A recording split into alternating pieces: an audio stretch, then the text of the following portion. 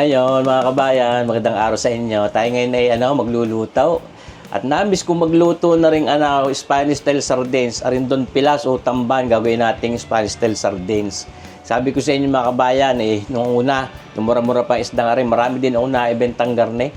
May brand talaga ako na ginamit, Maestros Spanish style sardines. Yan ho.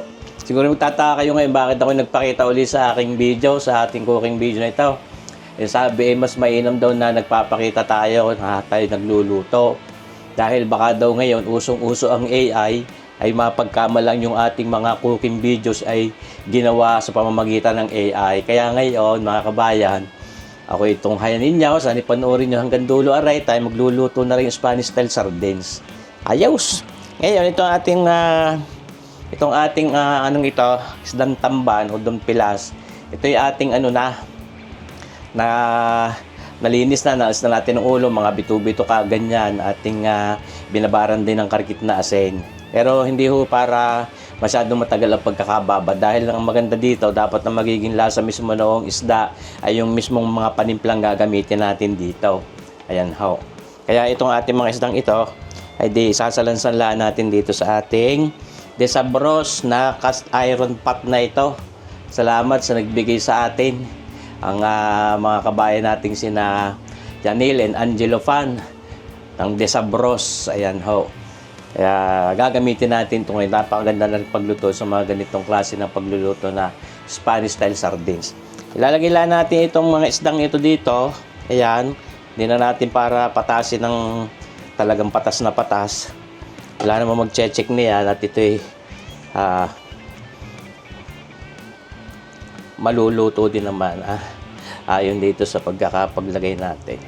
Marami tayong mga ginagamit na aromatics dito, mga spices para ma-achieve natin yung masarap na Spanish style sardines. Yung mapapanoorin ninyong yan mga kabayan sa inyo nakikita.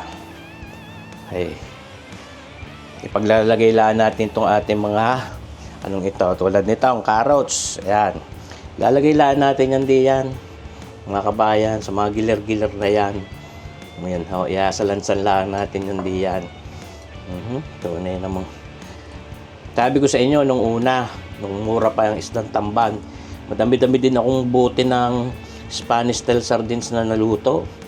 Na ibinenta natin. Nasa bote ho yun, sa pressure cooker natin niluluto. Ayan.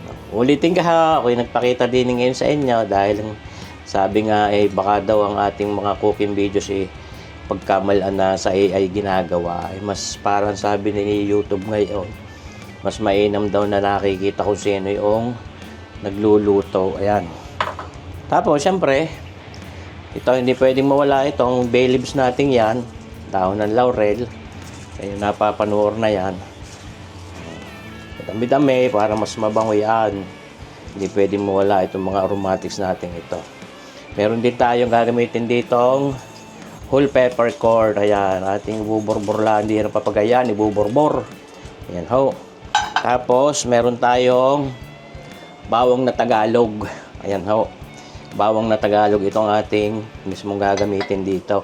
Ito hindi na natin para balatan dahil yun bago natin mapalambot. Dahil itong ating isdang itong Don Pilas, ito'y magagato natin dito. Lalambot ang tinik at isang maual nyo ng buo yung isda, hindi kayo mabibitig. Yan. Siyempre, ito, hindi pwedeng mawala. Itong ating, siling mahanghang. At hindi ho masarap pang Spanish style sardines pagka hindi mahanghang. Ayan, kasing hanghang ninyo. Ito, hindi rin pwedeng mawala itong ating pickles na ito. Yan. Yan. Chips, pickle chips. Ito yung mga pampalasa natin. Ito magsisilbing karikit na paasim dito sa ating yan. Pwede nating ilagay dito yung sabaw. Yan ho, hindi na natin ito para lagyan ng suka. Sapat na para mapaasim nitong ating pickle chips na ito, mga kabayan. Tunay. Para special din lalo, siyempre, lalagay tayo nitong olives. Yan, green olives. Talagang parang Spanish na Spanish ang dating. Yan ho. Tapos, itong ating asin. Lagyan natin ito ng mga apat na kulang-kulang apat na kutsarang asin. Yan ho. Pwede natin dagdagan yan. Pwede nating timusan pagka matabang. Masama ay yung sobrang alat agad.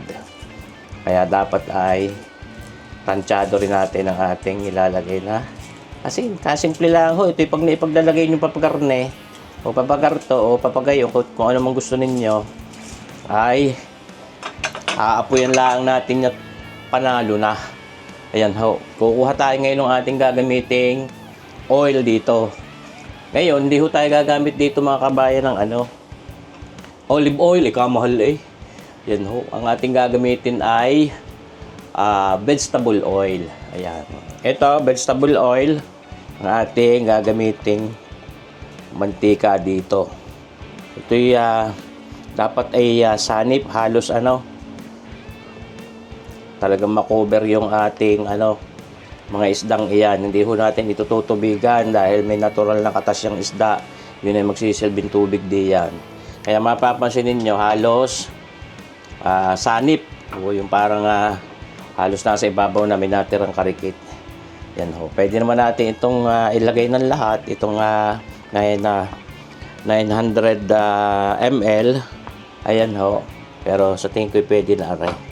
Ayan ho. Kaya kasimple. Tapos aapoyan na natin yan ngayon. Yan. Apoy. Yun na.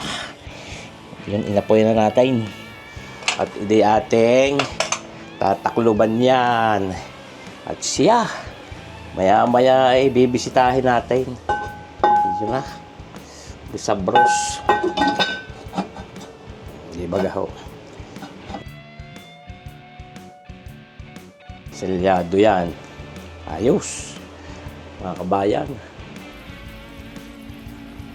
Ayan mga kabayan, ngayon ay ito na ang itsura ng ating Spanish style sardines pagkalipas ng mga 3 oras. Ayan mga kabayan. Luto na yan kung tutusin. Pero tetestingin muna natin kung malambot na ang tinik. Ayan mga kabayan, tetestingin muna natin kung malambot na yung kanyang tinik. Kaya, siyempre,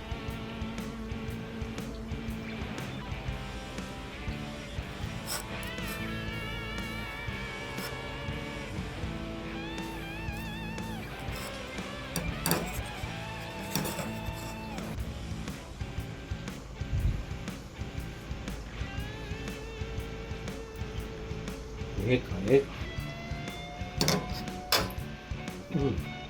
Sarap.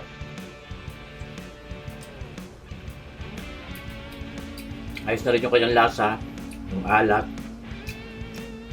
Ayos. Sarap. Pwede na natin patay na apoy.